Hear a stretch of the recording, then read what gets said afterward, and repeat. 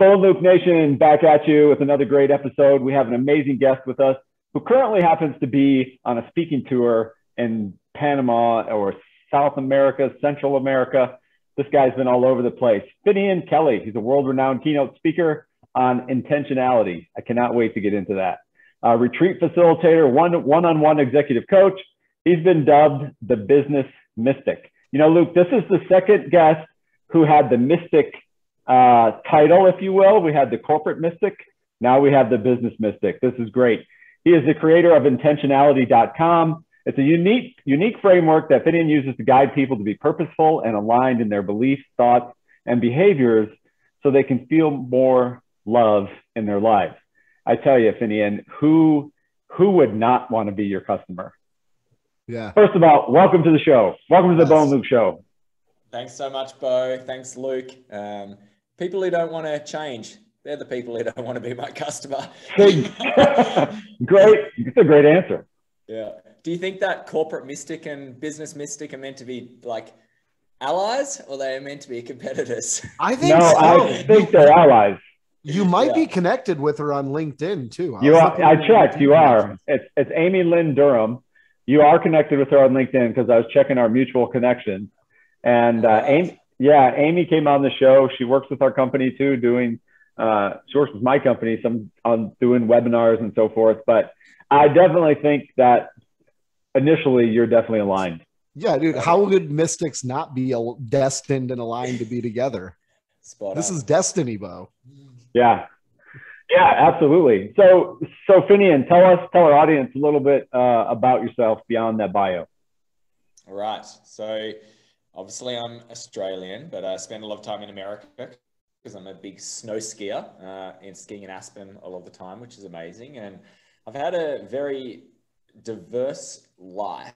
When you look at it in parts, it's been diverse, but when you look at it in the whole, you could say it all led to one thing, which is intentionality. And I'm definitely in that stage of my life right now, which is very enjoyable to get to a place where I'm known for one word, one thing, staying in my lane, intentionality. In my 20s, it was all about building lots and lots and lots of different things. And I ended up with 8 companies at one point, all doing different things. And I've spent the last 5 years actually unwinding. And I just sold another company yesterday, and I'm now down to 2 companies, one in Australia, one in America, and I'm just doing intentionality, which is completely liberating for someone who's gone out, done a lot of things. Coming back into one energy focus is beautiful. Yeah, I can imagine. Yeah, for sure. Yeah, I think on the surface, people would be like, man, you got 8 companies. But then really, if you really peel back the onion on that, it could be overwhelming. Like you're just engaged in a lot of things. And then I'm sure lots of relief and more joy, passion when you really get focused on what it is that you're doing. So how'd you come up with intentionality? Where did that come from? So it was really out of my own needs for myself. So I would have said that I lived an intentional life, and in some regards I did. I was very focused. I was goal objective. I would get to certain points and then move to the next part of my life. And what happened was I went through an event, a pretty big event in my life, which was a marriage breakdown, marriage ending. We can look at different labels of how we want to put it. And at that point I had to question everything, because on paper I had achieved everything in my dream vision and I still wasn't feeling fulfilled. And basically what I did for definitely the first year, but really it's been a 4-year journey since, was a self-exploration to see, well, what happened? I thought I was on the path, and it didn't actually end up the right way. And I went and basically back and reevaluated how I was approaching things. And that's how I came up with the intentionality lifestyle, which is an action-based lifestyle. It's a combination of vision plus action. So there's a lot of people in the world who have vision, but they don't take the necessary action because potentially they've got some subconscious programs which are holding them back, and they're coming up against themselves. So consciously they know they want this, but they're operating on some old software, which is stopping them from taking the action. And then surprisingly, there's more people who actually are taking action, but they don't have vision. And the action they're taking is pretty default. It's just wherever life pushes them, they react, and then they take more action. And one day they wake up and I'm like, I have no idea why I'm here or what I'm doing. And you realize you need both. You need to combine the two. And that's really where intentionality was born out of my own needs. And now I've had a lot of fun sharing it with a lot of other great people. And to tell you the truth, how I actually really started it was people telling me, you're the intentionality guy. Can you help us? And after enough people say this to you, you're like, okay, there's some merit in that. I'm going to trust that and really go for it. Yeah. Wow. That's awesome.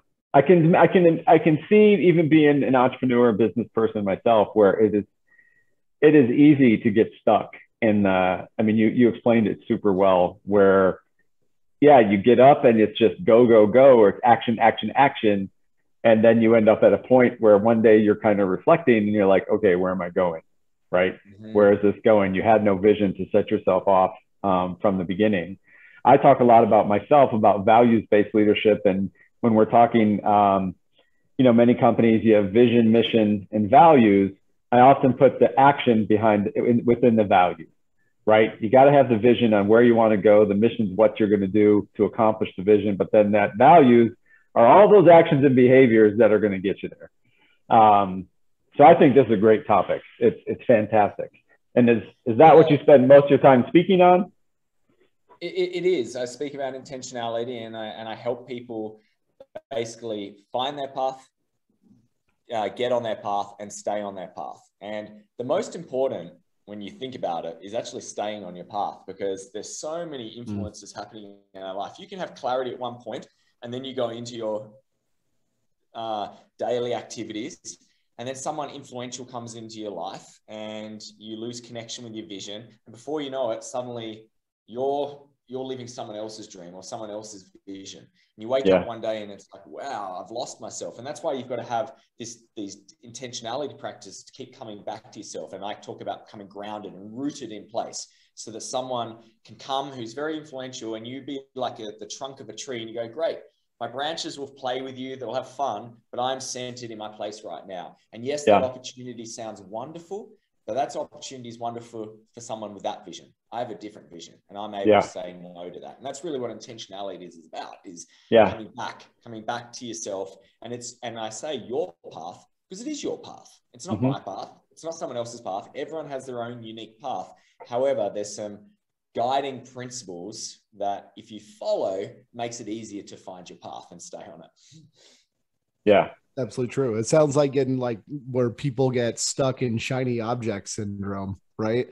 And they're like, oh, I'll chase this, I'll go do that. But they never really gave it a full swing in order to flourish and be successful, because they're always chasing the next thing. And they're like, oh, well, that didn't work. Well, you only spent 6 months on it. Of course it didn't work. It hasn't worked yet. Yeah, it's interesting. It's a combination of one, sometimes it can be a lack of commitment and energy. The other side I see is a lot of the time it's a protection mechanism. People are sometimes scared to go all in on something because then what if it goes wrong? And then they're committed and then they feel like a complete failure in that moment. Instead, the people who are abundant, they go all into something and it doesn't work. They go, oh, cool, new lesson, and let's go to the next thing, because they know that there's always something more. And I know for myself, I ran an investment fund. I was a financial advisor for 13 years. That was part of I had 2-3 businesses in that space. So we speak a lot about diversification. And I think diversification has been a little bit misconstrued over time. So often people think diversification is just spreading things, but if you're the common denominator, then there's a risk anyway in those different ventures. They're actually not diversified. And if you look at a lot of the top people who have had the greatest outcomes, they've focused all their energy in one place. And I think, who was it? It might have been Carnegie or someone else, someone old wealthy guy like that. He said, it's better to have all your eggs in one basket, but protect it like nothing else. And I think that's something. It's about just focus. Like, you can have it all, you can grow, you can build, but just make sure you protect it. And part of that is just paying attention to where you're at in life, your energy, and just putting up good systems in place as well. So that's definitely where I'm at right now. My energy is in intentionality. It's my life's work now. I'm focused. Doesn't mean other things I'll do collaborations and there'll be connection, but it all has to connect to intentionality. So I get speaking opportunities, I get partnership opportunities regularly. And some of them are very appealing. Some of them are like, oh, that's easy cash. And I have to ask myself honestly, how is that linked to intentionality? And what that does is it just frames it for me so much better. So I'll give you one example where I did recently. I've been asked to be a creator on a new big breathwork platform. And I'm a breath play facilitator. I use it as a modality for intentionality because it gives you this somatic experience to be able to actually embody parts, like see your true nature and see something different and feel something. So I was like, that fits really well. I actually use that in my practices, in my live events. Then everyone's always asking me, how do I do this afterwards? Well, here's a platform now I can share with them. So that aligns. But something else, which is a business opportunity to invest in some form of commercial property, which has no link. I'm like, yeah, I don't want to even have anything to do with it right now. It takes my focus away. That's fair. Mm-hmm. Yeah. I wish I would have met you like 6 or 7 years ago. That would have been great. Because 6 to 7 years ago. I wish I knew this guy. Yeah. I needed that advice then, because that, man, Luke, I love when we have guests and it's like they're talking to us directly. You know, we talk about that a lot on our show about we learn just as much through our guests as our audience does. And it's one of the most fantastic things about having the podcast. But I was literally had my own company, Finnian, and I was a government contracting, supporting government contractors, staffing, recruiting, and we were doing well. And then also doing project management. And I had a client, and that client's company ended up getting bought by another company, a bigger, so they got acquired, right? Well, in that acquisition, they weren't going to continue my company's contract with them. And then I got so concerned about losing that business, but so they offered me a role to join their company as an employee. And I'm like, I don't want to lose the revenue. I need to continue this and join that company. And then the next thing you know, I kid you not, I remember having this conversation with one of my best mentors, not even 4 weeks into doing that. And it was, what am I doing? Right? Why, this is not why I started this business 3 years ago, was to end up working for somebody else 3 years down the road. Right? It literally took me completely off track, completely. I mean, it really did. It. Yeah. Yeah. So man, you're preaching, Finnian, because I think that's, if you're helping people find that intentionality, their purpose, and really having the vision and putting the action to it to keep them on track, I think that is just fantastic. It's really wonderful. It's liberating. It's freeing. I always say you're one breath away from intentionality, because one breath gives you a interrupt. It gives you that pause before you react, and it gives you opportunity to respond. So when you're triggered or something comes up, you take a breath, and then you can choose a different action. You can choose to indulge the positive thought rather than the negative thought. You can do something you haven't done before, and then that is a path of intentionality. And by the nature of how life works, one action leads to another action. And before you know it, one day you wake up and you're a completely transformed human. And it's not through setting big goals or big aspirations. It's the tiny little changes each day. But you've got to be able to have the strength to be able to do that. You've got to have the clear enough vision, because you're going to come up against yourself. There's going to be moments where you feel resistance. This feels confrontation. And you've got to have that vision to give you that energy, because if you've created a bad habit, there's energy put into that. There's been energy. So you need equal or greater energy to form a new habit, to form a new belief structure. And what gives us the energy to form that new belief is that beautiful vision. And it's all about feelings. You've got to get so connected to the feeling of what you want to feel, not what you want to achieve, what it is that you want to feel. So I've got some right now. So I want to feel in my prosperity path. I want to feel unencumbered. I want to feel creative, and I want to feel grateful.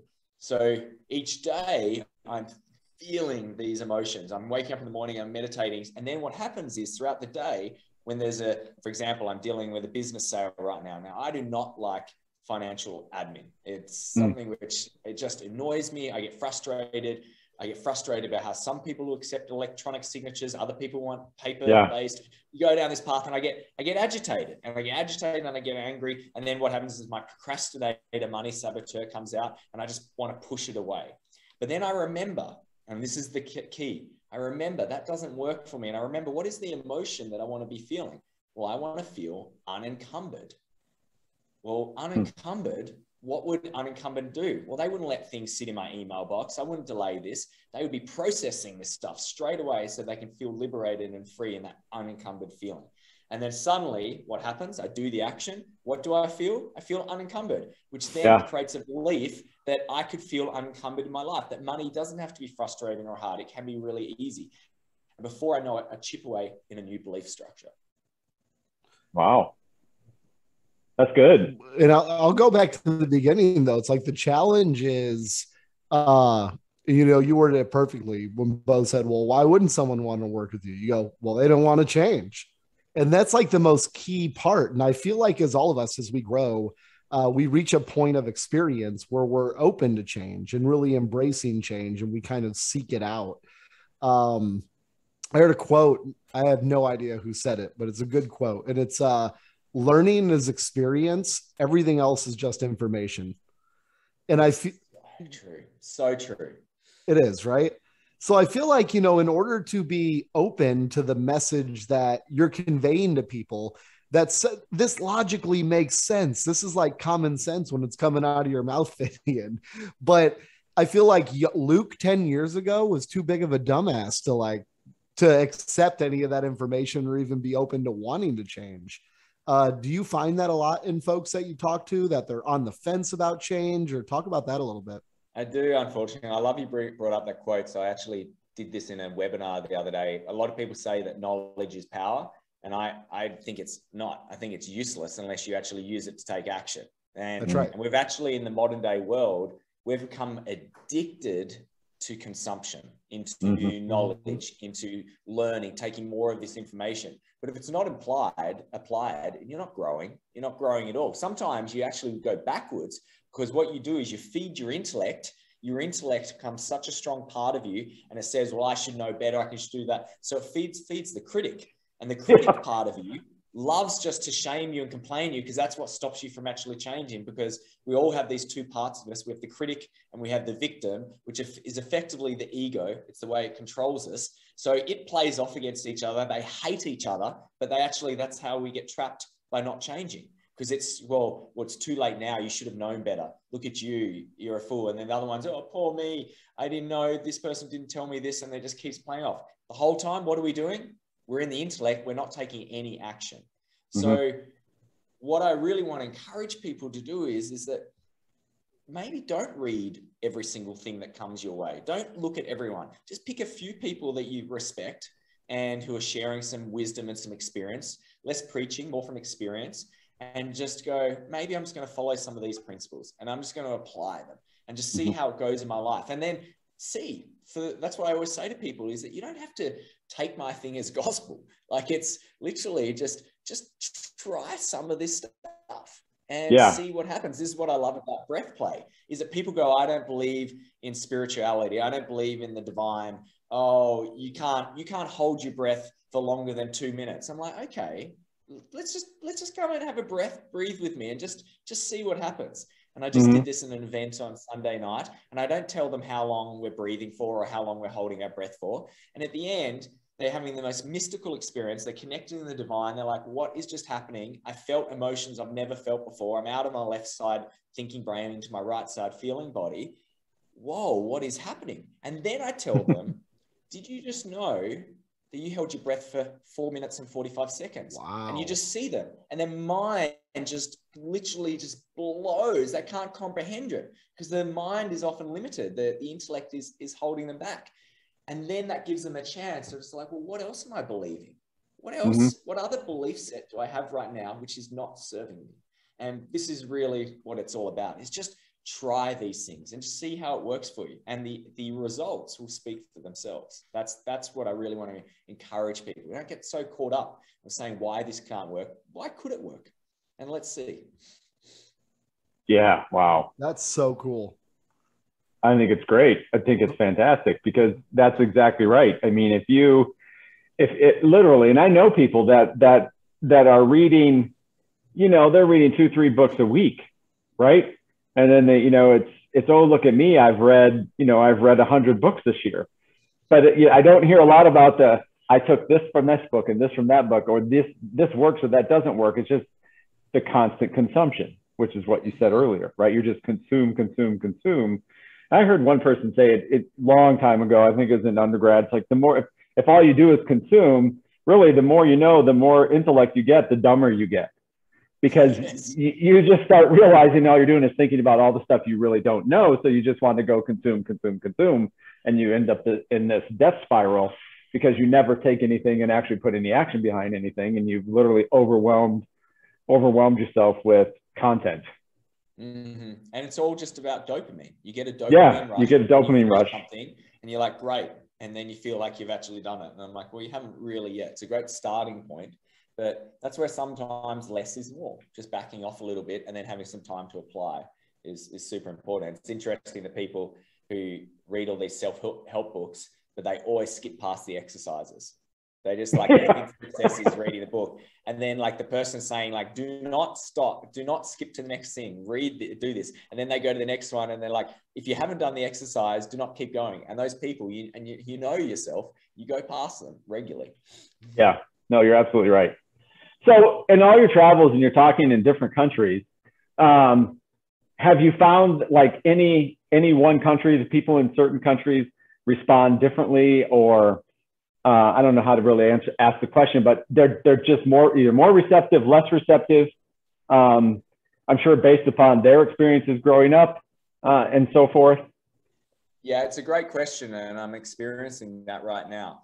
So I'm going through Central America, different Spanish-speaking countries, and this is my first tour through all Spanish-speaking countries, like full audiences. Normally I have mixed audiences, but this time it's completely. And the first time the first country I was in Nicaragua. It was very interesting for me. I realized I probably didn't prepare well enough, preparing for the anticipation of how they would respond a little bit differently. And when you're performing, when you're speaking, let's face it, it's a performance. You know those people who bring you along on the energy and others who don't. And part of a performer is reading your crowd. You, as a musician or a DJ, you start working with it. If they dance a little bit more, we speed it up. And this time, and I'm very good at working with a crowd. And this time, I wasn't getting the same level of engagement. And I started then, it was interesting. What would start happening? The critic would start going, well, you're not doing very well. Like, you're not connecting. This is going to be a flop. And in that moment, luckily I have enough awareness. I go, okay, take a breath. How is that going to serve me? Like, is this going to serve me going into my victim, into my critical? I'm just going to be there and I'm not going to actually start paying attention. So then I started breathing and I started locking in and started picking up and thinking about, well, what is it they're feeling right now? And perhaps they're really absorbed. It's just a lot because I'm speaking in English and they're Spanish natives. And then I just started giving people opportunities, and then they started coming out and releasing these stories, and it was incredibly powerful. So what I learned from that is that, yes, some countries are more reserved and they don't have the same way of just being outlandish and just being confident, sharing emotions. Other people need permission. So Nicaragua, for example, the women were more vocal, but the men don't feel comfortable to talk about their feelings. It's just not a common thing. And they actually were shared afterwards. And this was a funny thing. We had a lot of video testimonials. So I didn't hear this until I watched them all afterwards. And there was this common theme that was like, oh, I felt safe to actually be able to share. I haven't felt this way before. Finnian spoke from experiences rather than preaching, which was really nice. And it was such an example of the stories that we create for ourselves. I could have had a whole story about that event if I hadn't have recorded these videos and I had actual testimonials to be able to conquer my own story. And it was a wonderful event. It was actually their highest rated event ever. So wow. It's pretty amazing in that regard, what you can do. So yeah, definitely different ways. It's interesting with the crowd as well. I've learned how you've really got to understand that you've got different people in the crowds, and there's left side thinking analytical, dominant brain people who just want science, and they're going to question everything, and they're not going to accept things on face value. And then there's the right side, feeling brain, which are more motion-based, more open, more receptive. And it's not that one is right or the other. We actually need to meet in the middle. And our role of the presenter, the performer, is to make sure that we're hitting them both. And so we can bring them in. So on one side, I have to bring my credibility, and I go, yes, I've got 2 science degrees. I've got a maths and physics degree. I've been an entrepreneur. I've managed money. So I'm feeding the left side part. So they're like, okay, he's a little bit crazy, but at least he's got this credibility. I can be open. And then the right side, feeling body, I'm there giving hugs, and I'm talking about my emotions. I share it. I open up with vulnerable stories, and I hit them where they're at, and I dance between the two. And I just dance, jumping from one side to the next. And then I integrate them. So then they realize, oh, this is actually the way to do it. And that's where reading the room is super, super important. And I've seen that, like we have this, I'm in this big entrepreneurs organization group, best entrepreneur group in the world. It's amazing. And we had a retreat recently, and a corporate speaker got hired, and she started off rattling off at the start all these big name brands. And then she said, started talking about when if you're an employee and going through, and I was like, do you know who you're speaking to? Literally, this organization is entrepreneurs organization. It's founders only. There's 150 like grown their own business entrepreneurs in here. And you're talking about being an employee. Like, you did not read your room at all. And she just kept going. And it was brutal. It was just really, really sad. And I felt sad for her, but I also went, well, where was the responsibility of like addressing it and reading the room? And you know, the funny thing is, halfway through, she had an opportunity. She could have gone, man, I am not getting this right now. Like, what's happening? And invited them in, but unfortunately she didn't. And that just comes with craft and connection. But really, it comes with connection. It's the same in a relationship where you realize you're coming up against someone and you're not connecting, and you just take a moment and you're just like, I want to just drop in and just connect here. Like, I feel like I'm not communicating the way I want to something, and just gives that safety, that permission. Yeah. And isn't that the worst when you just watch somebody in real time, just they have the opportunity to stop and then they don't, you can see it crashing and burning. I'm in sales. So like Luke 10 years ago in sales, even though like in the first 5 minutes, I knew they weren't picking up what I was throwing down, I was going through my PowerPoint in a 1 hour presentation, and I was going to get through it. Now I'm more experienced. Like you said, I'll stop and go, hang on. I have a feeling that I want to check out with you real fast. Are you enjoying this? Is this valuable or beneficial to you? And they'll always give me feedback, right? So in that point, you could just, I guess, comes down to like humility, just to say like, hey, what can I change here? What would make it better? Yeah. I think it's a great leadership lesson for leaders to be able to, you're talking about, make the analogy between reading the room and reading your people that you're in charge of in your organization. You have to learn how they think, whether they're left brain, whether they're right brain, or they're in the middle, and be able to speak to all of them in the way that they receive information, so that it's communicated properly and you're getting your point across, or you're doing what it is that you need to do to lead your team. Because if you don't, your team members will feel the same way you did when you were listening to that woman speak to your entrepreneur group, right? It's like they're totally missing this, right? Because it's not connecting with you. So I think that, speaking on a stage, make that analogy straight to a leadership lesson and how you're building those relationships with your teams. Super important.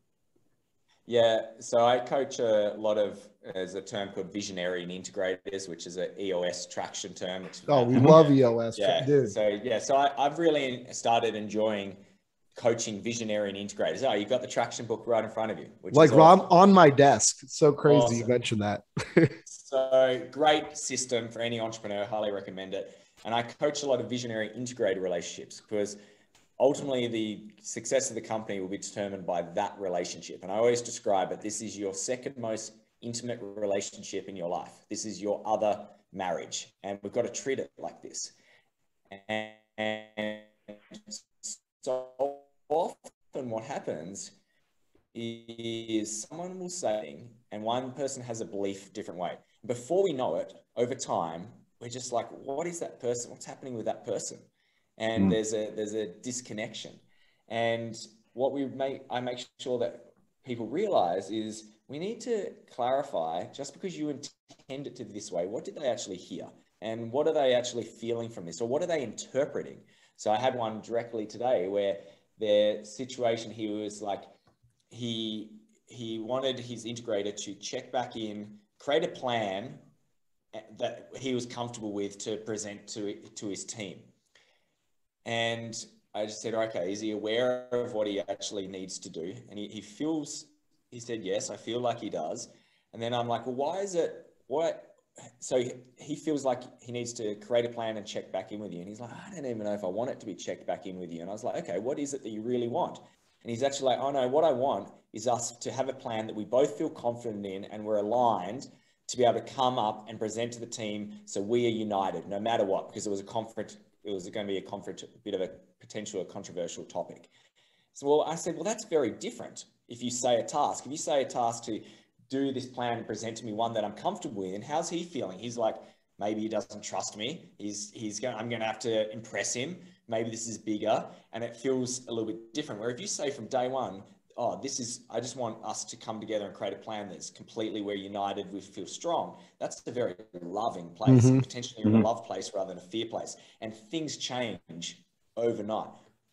It's like a couple of words difference, but it has a major effect. And that's what we need to realize, is that words are spells. When we put a word on someone, we put a spell on someone. So if someone says that you are amazing, you've put in an amazing spell. If someone says you're really irresponsible, you've put a spell on them, they're irresponsible. It's these labels. So we need to be thinking with our language, are we uplifting that person? Are we liberating them? Or actually we're putting constraints on them? And everyone interprets it differently. So we need to understand how they interpret things. It's a great point. Yeah, for sure. Absolutely. So Finnian, before we let you go, we'd be remiss if we didn't mention your documentary series on National Geographic called Undercover Angel. So tell us a little bit about that before we lose you, before we get off this episode here.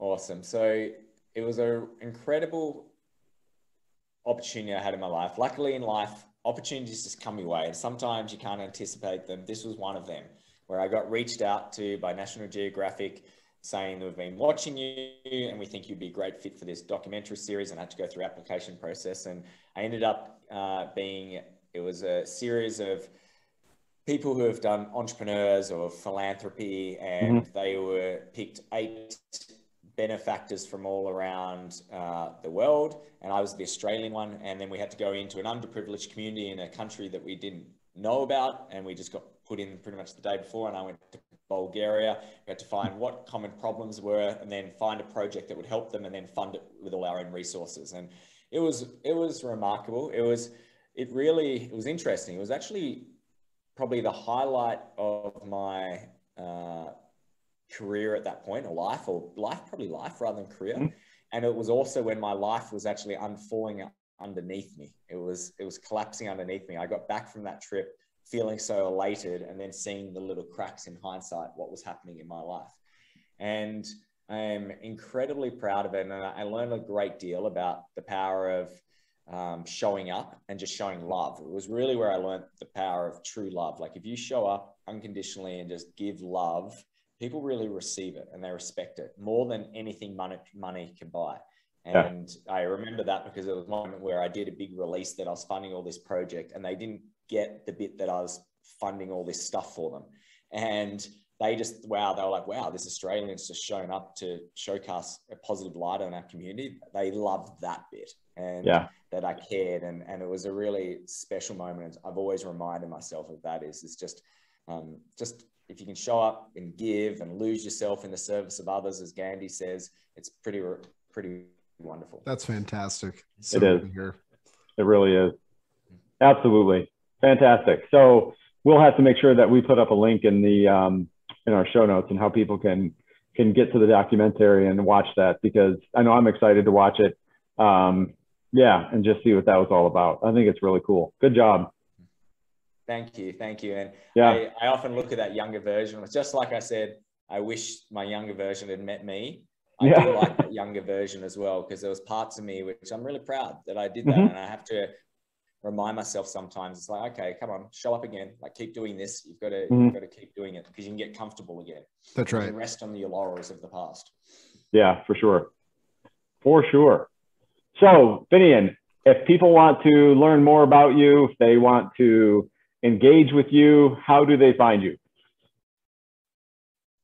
So the best place to go would be to go to my website, Finnian Kelly, FINNIANKELLY, FinnianKelly.com and /podcast. And if you go there, you're going to get a bunch of free tools to be able to start this intentionality lifestyle. So there's an intentional living guide, which is awesome. It's about how all these daily practices, there's some communication methods, and then you'll get on my email list and you'll be able to communicate with me, and that will get you to my social media, which is the Finnian Kelly as well. So that's definitely the best place. And I love people reaching out. So ask questions, engage, and let me know what's the one action you're going to take in your life to live a life with intentionality.